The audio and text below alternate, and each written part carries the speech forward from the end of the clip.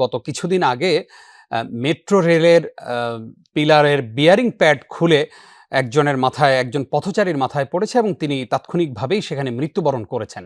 রাষ্ট্রের অবহেলায় যদি কারো মৃত্যু হয়, রাষ্ট্র তাকে কি ক্ষতিপূরণ দিবে? ইসলামী শরিয়ার আলোকে যদি আমাদের এই দেশটা চলতো অথবা ইসলামী শাসন যদি পরিচালিত থাকতো, তাহলে তিনি কি পেতেন শরিয়ার আলোকে?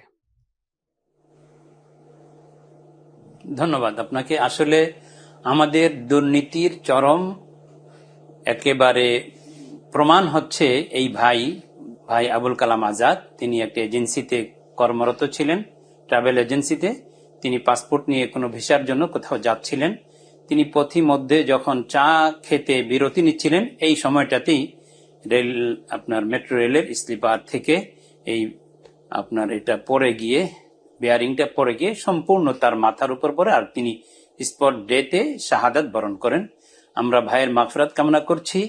এবং রাষ্ট্রের এই সর্বোচ্চ পর্যায়ের এই অবহেলা শুনেছি বিভিন্ন সময় থেকে, যে দুর্নীতির একটা আসলে জলজান্ত প্রমাণ হচ্ছে এটা, যেখানে উন্নত মানের বেয়ারিং দেওয়ার কথা ছিল এবং এগুলো সব সময় চেক করে এরপরে মেট্রো রেল চালু করার দরকার ছিল। রাষ্ট্রের সর্বোচ্চ পর্যায়ে বা এর সাথে মেট্রো রেলের সাথে যুক্ত যারা, তাদের চরম অবহেলার একটা প্রমাণ হলো আমার ভাই, শরীয়তপুরের ভাই আবুল কালাম আজাদ, দুটি মাসুম সন্তান রেখে চলে যাওয়া।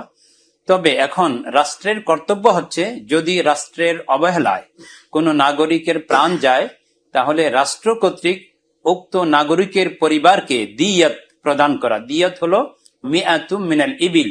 রাসূল আকরাম সাল্লাল্লাহু আলাইহি ওয়াসাল্লাম ইরশাদ করেছেন যে ইচ্ছাকৃত যদি কেউ কাউকে হত্যা করে, তাহলে তো সেক্ষেত্রে যিনি কিলার তাকে হত্যা করা হবে, এটা কিসাস।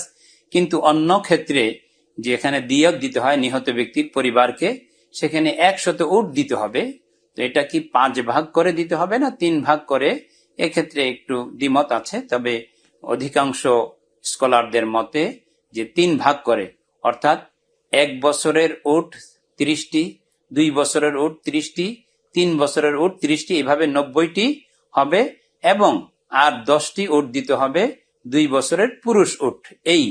এইভাবে বিভক্ত করে যা বাজার দাম হয়, 1 বছরে 30টি উটনি এবং 2 বছরের বিনতে লাবুন 30টি উটনি এবং 3 বছর বয়স্ক হেক্কা যেদেরকে বলা হয়, এই 3 বছর বয়স্ক উটনিগুলো 3 ভাগ করে 30টা করে বিনতে মাখাজ প্রথম বছরের উটনি, বিনতে লাবুন দ্বিতীয় বছরের উটনি, আর হেক্কা তৃতীয় বছরের উটনি, এই 3 ভাগ করে প্রত্যেকটার দাম দিতে হবে। এবং এই 90টার পরে আরো 10টি দিতে হবে বিনতে লাবুন, অর্থাৎ ইবনে লাবুন দ্বিতীয় বছরের পুরুষ উটের মূল্য 10টা। এই 10টা আর ওই 90টা মিলে 100 উটের যা বাজার দর হয়, যেই দেশে যেমন দাম হয় সেই হিসাবে দাম দিতে হবে। যেহেতু আমাদের দেশে উটের প্রচলনটা খুব কম, এজন্য টাকার অক্ষরে আমরা বলতে পারছি না যে এত টাকা। এজন্য বাজার দর হিসাবে ওই নিহত এর পরিবারকে, আউলিয়া মকতুলকে অবশ্যই ক্ষতিপূরণ দিতে হবে। এটা রাষ্ট্রের জন্য অবশ্য কর্তব্য। যদি ইসলামী শাসন থাকে তাহলে তো অবশ্যই রাষ্ট্রের বাইতুল মাল থেকে দিবেন, আর নাইলে এটা দিতে হবে।